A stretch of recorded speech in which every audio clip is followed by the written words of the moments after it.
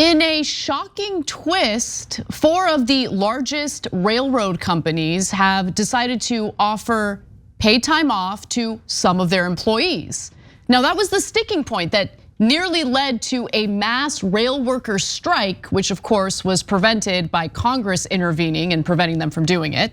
But don't get too excited. While some of the workers have been granted some time off, it's not the case for all the workers, and there is a twist to this story. And we'll tell you about that twist in just a moment. But first, some details on the positive developments here. First of all, why would the railroad companies who fought giving these workers paid time off all of a sudden change their minds? Well, it actually had a lot to do with public pressure. So BNSF, CSX, Norfolk Southern, and Union Pacific all say that they've reached agreements for paid sick leave with somewhere between 8 to 10 of the 12 railroad unions.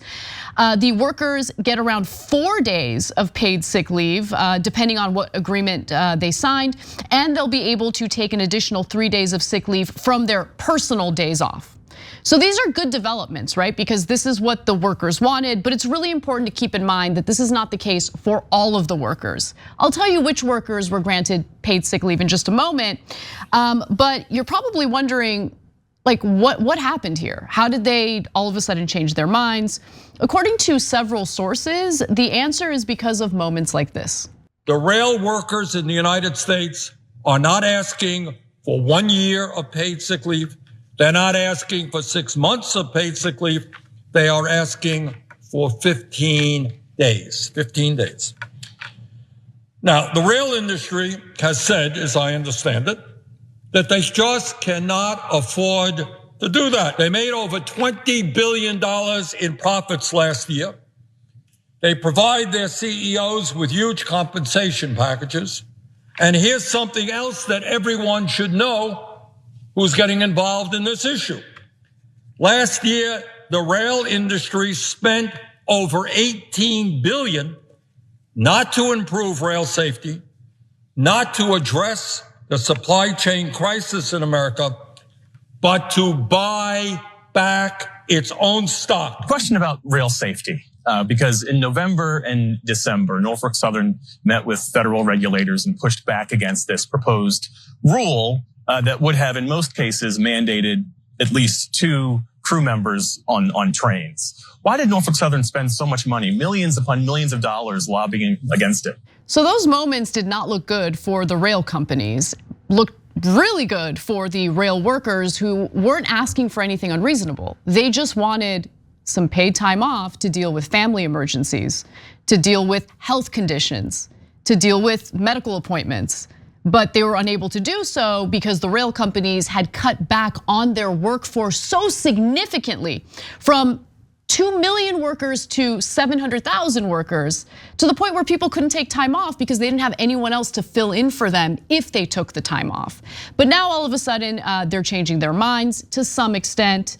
As Greg Regan, who's with the Transportation Trades Department of the AFL-CIO says, the rail companies miscalculated about how the public would see their huge profits and the stories of how hard rail workers' lives were and not having sick days and the draconian policies they were operating under.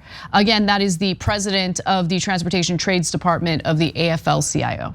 Yep, so I know for a fact that Bernie has been pushing super hard on Biden and his administration to push hard on the railroad companies, okay? So now, why is Bernie pushing hard? Because he actually cares about the workers. And that's, guys, you've seen me criticize Bernie Sanders. You saw me do it yesterday pretty aggressively. But the guy has excellent intent, and oftentimes on smaller issues like this, he totally delivers, okay? So he put a world of pressure on Biden and he got a little bit back. This isn't a lot of sick days, which leads to the second reason why the Biden administration then put so much pressure on the railroad companies. Because since everybody saw the giant explosion and everybody's worried about what's happening, and then there's a strike, et cetera, and it seems like, you know, when Trump's in charge, he's like, oh my God, I look out for the American workers. He doesn't really, but he says a lot about it, right? And it gives the appearance that he does. Yep. And Biden pretends to be from the Workers' Party, and then supports the giant companies and crushes the strike in the railroad company. So he needs something to hang his hat on as he's gonna run for president. And remember, he doesn't need much. All he has to do is get him a tiny bit of days off, and the press will call it historic, epic, and say Biden is the greatest president for labor that the world has ever seen. So he just needs a little bit. And then what he tells the companies is, look guys, if we have to regulate you, then you might have to do more sick days, okay? Because then we'll have more pressure. And it'll make it seem like you guys doing things voluntarily isn't working. So why don't you guys voluntarily do half of what we would have made you do? And then it'll seem like you were great heroes for doing it voluntarily. And that way, we don't have to do our job and regulate you. Yeah, no, that analysis is so on point, and I think you're absolutely right about that. The other thing I want to add to it is, while sometimes we might feel a little frustrated over Biden's or Senator Sanders and how incredibly complimentary and friendly he is toward Biden, fact of the matter is, I think it's a calculation for Bernie, right? And the calculation is, I have a relationship with this guy and I have some influence over him. And so I'm going to use that to my advantage to the extent that I can. I think that is the calculation I see from Bernie. So when he's going out there doing these cable news interviews and offering a full-throated endorsement of Biden's reelection campaign, I think what's happening behind the scenes with these negotiations and the influence that he's using informs the commentary that we see from him on these shows. 100%, and guys, I'll leave it to you to decide if you think it's worth it or not. But in Bernie's calculation, he's like, well, at least I'm gonna get this, right? I don't love that calculation. I think you should play for bigger ball, not smaller ball. That involves a lot more risk and you might get nothing. So it doesn't mean that I'm right, it's just two different calculations. But I would push much more aggressively to get much bigger results. But don't get it twisted. Bernie's the only one trying to get any results. That's right. So, and here he pushed super hard and he pushed his chips in for what? For like credit? No, nobody gives him credit anyway outside of us. And half the time we criticize him, right? But only when things make sense. But on this, he plays small ball, but he delivered on small ball. And by the way, to those workers, it ain't small at all. Exactly, yeah, 100%. Now, are you ready for the twist? Because there is a twist. And the twist is unfortunately not a good one. So while some of the workers have been granted paid time off, the workers who happen to need that paid time off the most have not gotten it. So that is the twist. So according to Mark Wallace, the first vice president of the Locomotive Engineers and Trainmen, the railroads went to the non-operating crafts first and cut a deal with them. If a carman who inspects and repairs rail cars has to call in sick and doesn't come to work, the train will still run. If the engineer or conductor has to call in sick, the train is probably not going to go that day, right? So remember, the workers who actually have to be there to operate the trains, like those are the people who have been just asking for the paid time off. They're the ones who aren't afforded the paid time off if they have a family emergency, a medical emergency, or what have you. And unfortunately, it appears that the railroad specifically went to the non-operating crafts, as Mark Wallace points out, in lieu of those who needed the time off the most.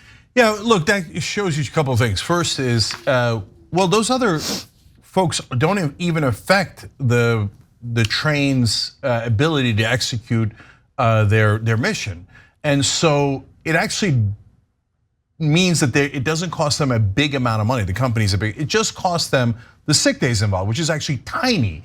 The issue here is, well, if it stops the train, then it costs them a lot of money, right?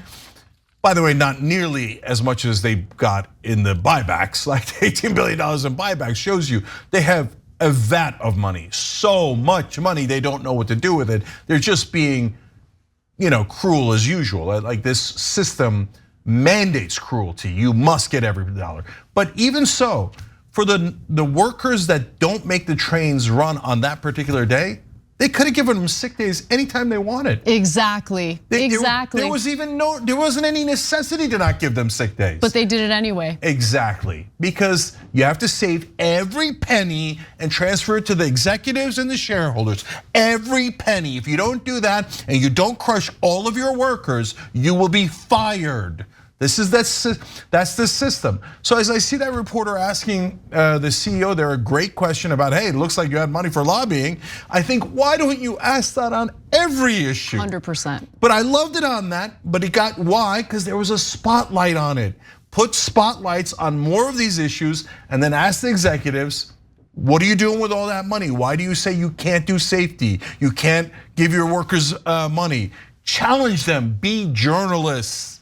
Not just in this case, but in every case. Thanks to Bernie Sanders for fighting back on this and putting a spotlight on it. Our members are already writing him. Mainstream media is trying to give credit to Pete Buttigieg. I mean, no. You gotta be kidding me. No. Thanks for watching The Young Turks, really appreciate it. Another way to show support is through YouTube memberships. You'll get to interact with us more. There's live chat emojis, badges. You've got emojis of me, Anna, John, JR, so those are super fun. But you also get playback of our exclusive member-only shows and specials right after they air. So all of that, all you gotta do is click that join button right underneath the video. Thank you.